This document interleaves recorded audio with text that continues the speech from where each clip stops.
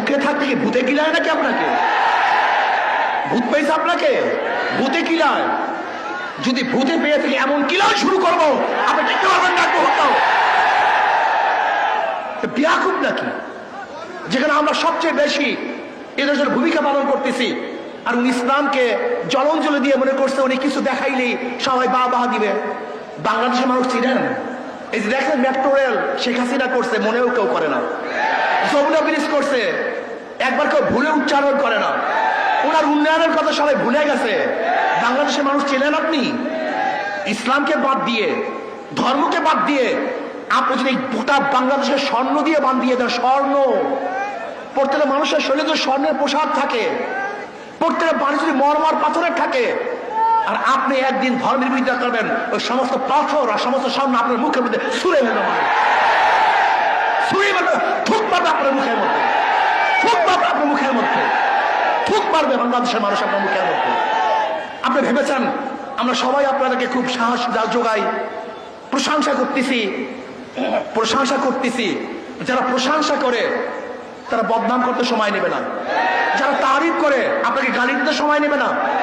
খবরদার, ওই বেশ্যা কমিশনদেরকে আইনের আওতায় নিয়ে আসেন, ওদেরকে বিচারের আওতায় নিয়ে আসেন।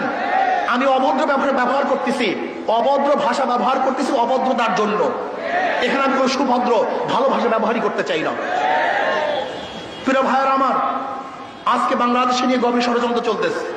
কেউ নির্বাচন, সংস্কারের বাহিরে নির্বাচন হবে না, আগে সংস্কার হবে তাহলে নির্বাচন হবে। মার্চ ফর ঢাকা, আমরা অচিরে মার্চ ফর ঢাকা ঘোষণা দেব। কারা সংস্কারের পক্ষে আর কারা বিপক্ষে ইনশাআল্লাহ জনগণ ডিসাইড করবে। আগে সংস্কার হবে, আগে নির্বাচন হবে, জনগণ সিদ্ধান্ত গ্রহণ করবে। অচিরে আমরা মার্চ ফর ঢাকা, আগে সংস্কার হবে তারপর নির্বাচন হবে। সংস্কারের বাহিরে বাংলাদেশের মানুষ কোনো নির্বাচন মানবে না। ডাকাতি নির্বাচন এবং প্রহসনের নির্বাচন, অগ্রহণযোগ্য নির্বাচন বাংলাদেশের মানুষ মানবে না, মানতে পারে না। এর জন্য ইনশাআল্লাহ অচিরে মার্চ ফর ঢাকা ঘোষণা হবে। রাজি আছেন ইনশাআল্লাহ সবাই? আর আমরা টেস্ট কেস হিসাবে প্রথমে স্থানীয় নির্বাচন চাই। যদি স্থানীয় নির্বাচন সুস্থ করতে পারে তাহলে আমরা মনে করব জাতীয় নির্বাচন সুস্থ হবে। আর স্থানীয় নির্বাচনে সুস্থ না হয় তাহলে বুঝবো যে নির্বাচনের পরিবেশ এখনো সৃষ্টি হয় নাই।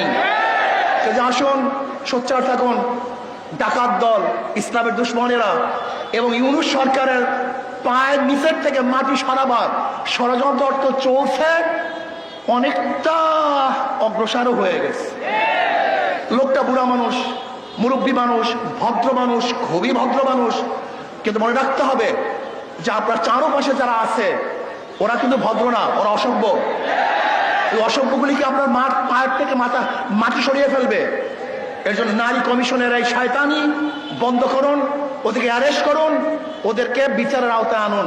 যদি বিচারের আওতায় না আনেন এবং বন্ধ না করেন তাহলে কত ধানে কত চাল আপনি দেখতে পারবেন। শেখ হাসিনা সরকার কিন্তু তোয়াক্কা করেনি, আন্দোলন করে বিদায় দিয়েছে। আর আপনার অবস্থা আমরা ভালো মতোই জানি না আপনার অবস্থা কোথায়, আপনার শক্তি কোথায়। ভালো থাকুন, সুন্দর থাকুন, দেশকে ডেভেলপ করার চেষ্টা করুন। অপসংস্কৃতি চাপিয়ে দেওয়ার চেষ্টা করবেন না, খবরদার। অপসংস্কৃতি চাপিয়ে দেওয়ার চেষ্টা করবেন না। যদি অপসংস্কৃতি চাপিয়ে দেন তাহলে এমন গর্জন শুরু হবে যে গর্জনের সামনে আপনি টিকতে পারবেন না।